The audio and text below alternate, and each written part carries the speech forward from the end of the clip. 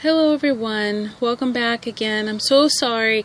My memory was short on my last video and I thought I had enough to get to the end, but I didn't, and I apologize. Please forgive me. Okay, so let's get back to the dream. Where we ended off, I was in that white room. It was all white with a small staircase off to the side, and there was nothing in the room, just that tiled floor. And I'll show little clips of all this. And I had stumbled across the room. Okay, so that was the tiled floor. I saw my dream. That's what I could see because I was looking down because I had that severe back pain. I felt across my back that stooped me over, and I lost my balance and stumbled across the room. And this is a room, a wider image of the room, but this is just an image. But in the dream, it was similar to this, but the walls are all white, and the staircase off to the side. I'm on the far left of the room, and I was kind of holding onto the wall, kind of catching myself and getting my bearings, and I heard a male's voice, and it caught my attention. I looked up, and over by the staircase you could see there was a closet door. So as you're looking at that staircase, on the right side of the staircase it was open, and that's also where the hole was, but it was also another space. And there was a doorway, and he had papers in his hands, and he was on the telephone. This is what he looked like. So while I'm stooped over, I see a man with a beard, glasses, and actually his hair had a curl to it, with a lime green shirt on, standing at the door with these scrolled up paper over his shoulder. He's wearing this olive green shirt, black pants, and he had a cell phone. But, I'm sorry, not a cell phone, landline, telephone, and I remember because I could see the metal antenna sticking out of the top. So it was a cordless phone, and he had his head over to the side, and he was talking about something, and I couldn't hear everything he was saying, and because he was across the room, but I remember he looked over at me and we made eye contact, and he said, I know, while he was looking at me, and that surprised me, and I stood up. I watched him with those scrolled up papers on over his shoulder, just like this. They were large amounts. It was probably like 4 or 5 of them, and he had them on his shoulder, and with the phone still. And he opened the closet door, and it was a wooden door, just like this. No metal on the sides, but it was just a wooden door with a white wall behind it, and there was no paint or anything. It was just a plain old wood door, and he opened it and put everything in his arms inside, and closed the door. Then he walked over towards me, and I stood up and I watched him cross the room, and he looked at me and he said, let me get my notes. I want to make sure I get this right. Okay, so let me read this to you. Let's see. I straightened up as best as I could, and he walked over to me, and he said, you know, the Antichrist is very interested in you. And I was surprised, and it upset me, and I looked away from him, and there was an open door nearby. And I focused on the open door, and he might have even opened the door, but he said all that, and I was very surprised. And I looked through the open door, and my response was,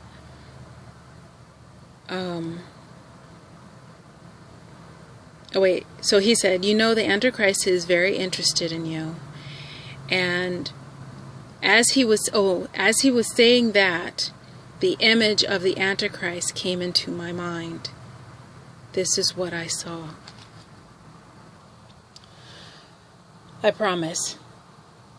When he said, the Antichrist is very interested in you, this is the image the Lord showed me in my mind. I promise. I would make it up. I'm not about grandeur, and I've never been shown the face. I've never seen a person that looks, who was shown to me in reference to the Antichrist.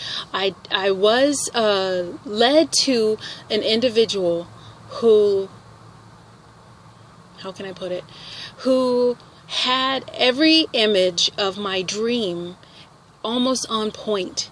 And I won't even mention his name.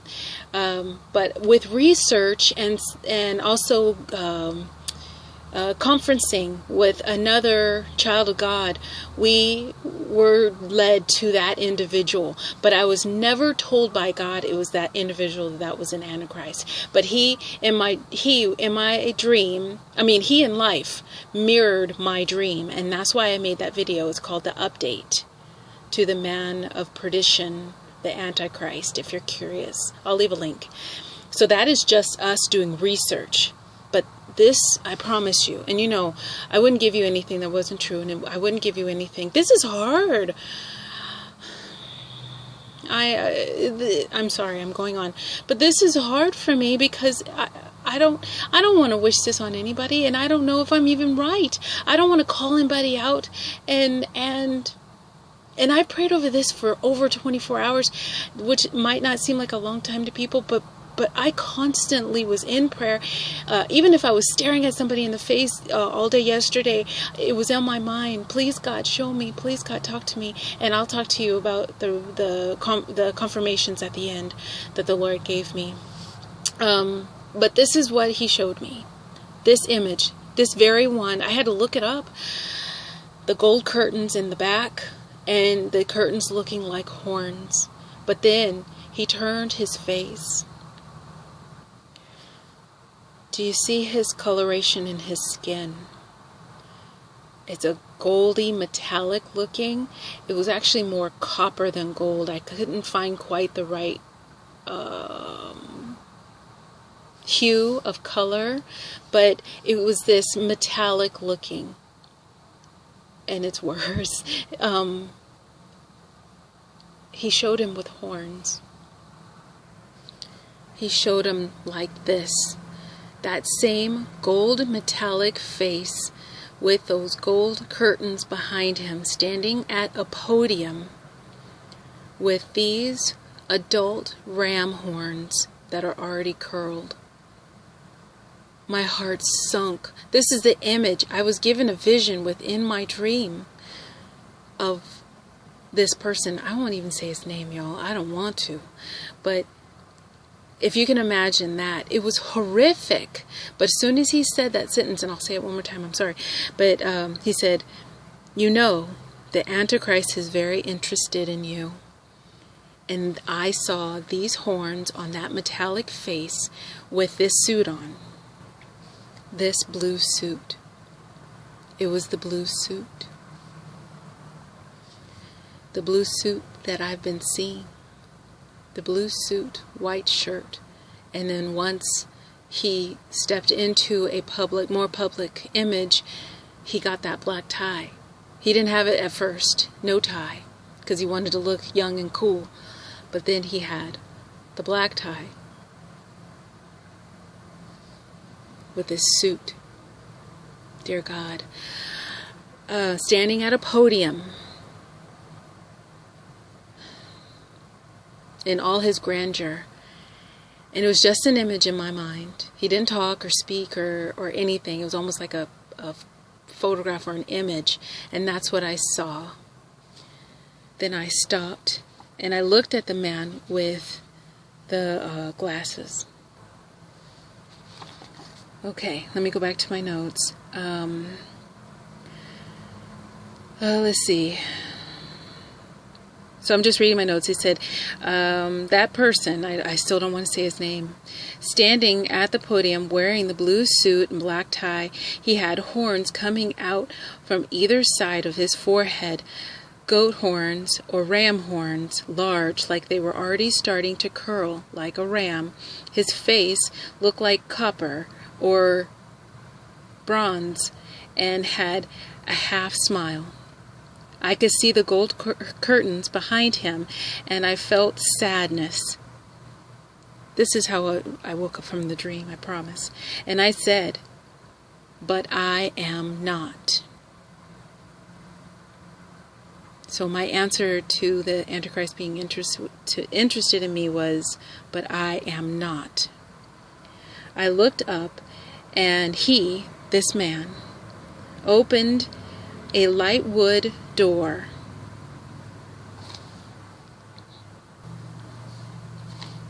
And I went through to another room that was also very light and bright. I walked through the door, and that was the end of the dream. Okay, that was from my notes. Whew.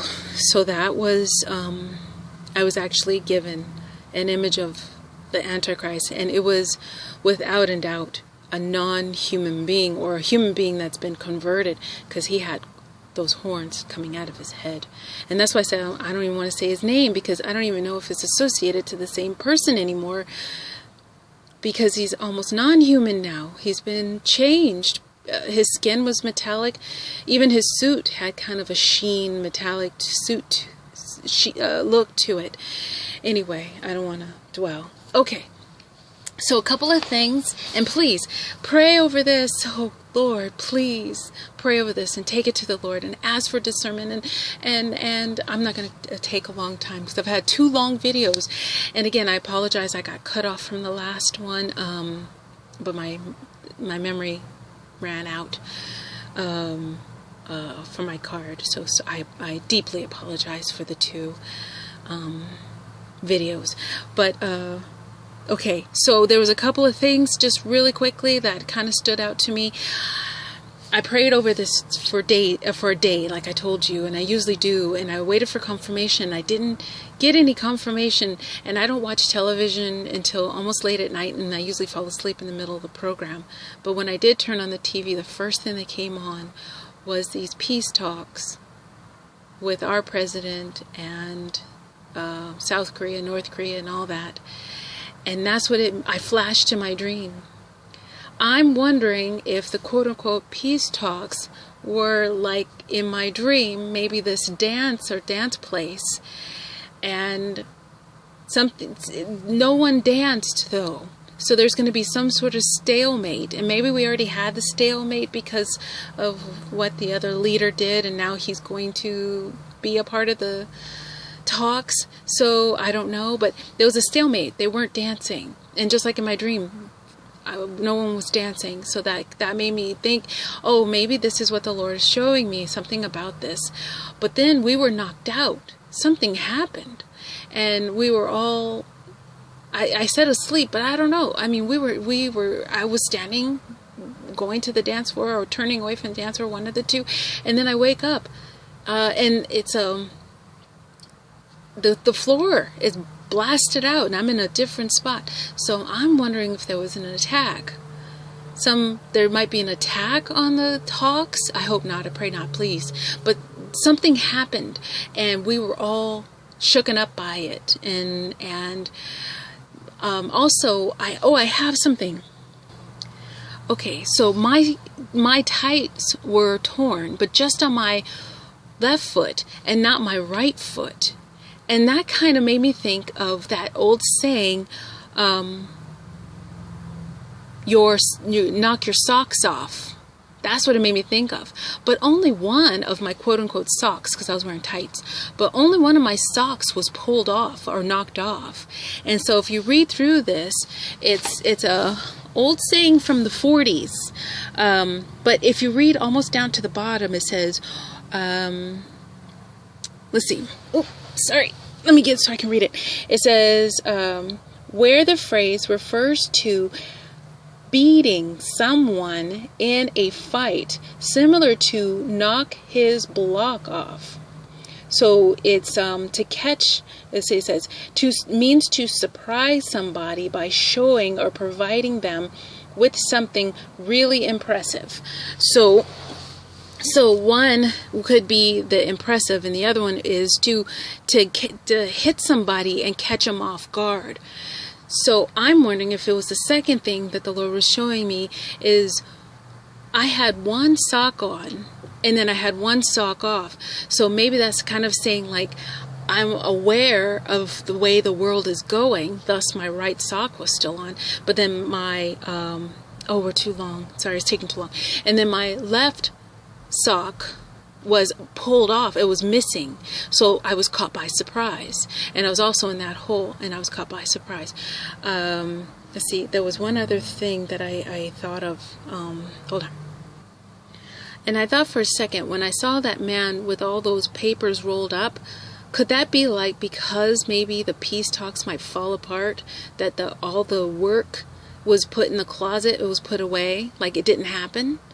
You know, so maybe all that work might not actually go through, like we might actually have a wartime event. And maybe that's what happened. There was a wartime event and he was putting all those papers away. But again, I don't know. It's a dream. I don't know. And lastly, I'm going to let you go because it's getting long. Okay, lastly, I looked up Strong's for 106.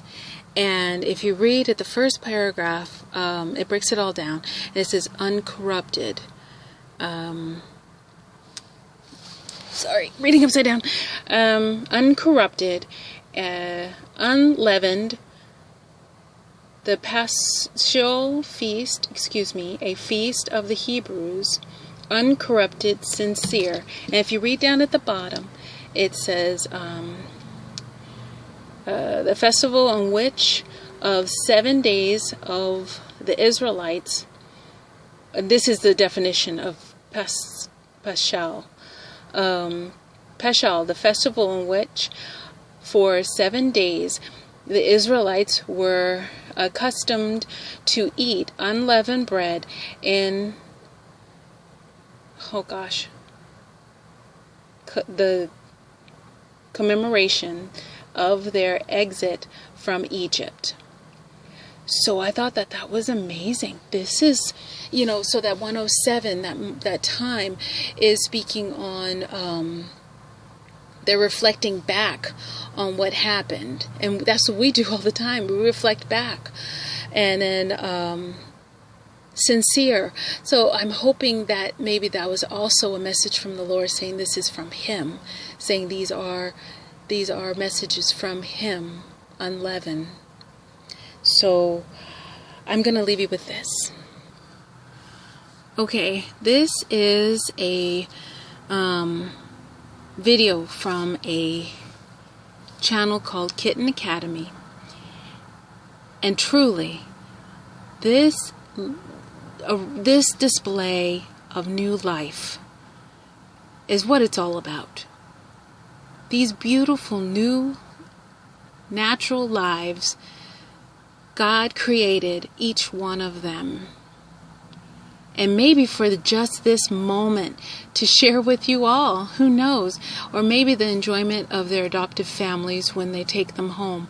But I wanted to share this life with you, this beautiful display of love and hope and innocence and purity with you.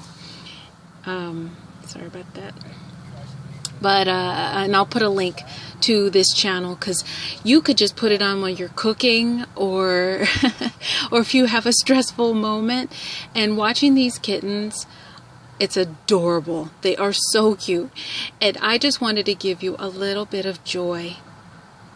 I was going to do a whole video one day of just 2 minutes of joy from the Kitten Academy. Because what better way to show God's love is by giving them, to show the life that He's given us in this natural, purest form. And if you're not an animal lover, you're not a cat lover, I apologize. I could have shown puppies. Maybe another time I'll show puppies or turtles or the lizards. You know, I used to have geckos as pets and all kinds of things, ferrets. So, you know, I'm a lover of all things. I'm a lover of life. And that's what it is. We need to love our life, but we don't love our lives to the end. We have to give it up to God. But we also need to respect and enjoy God's gift. And what's cuter than these little guys? And I wanted it to be a gift from you, from this message that I was giving you. So anyway, way too long video. I love you all so much. I do, and God loves you more. And I know that I gave you a tough one with the Antichrist video this time, especially the person that I showed. But keep in mind, God is showing us all these things. He's giving us these signs and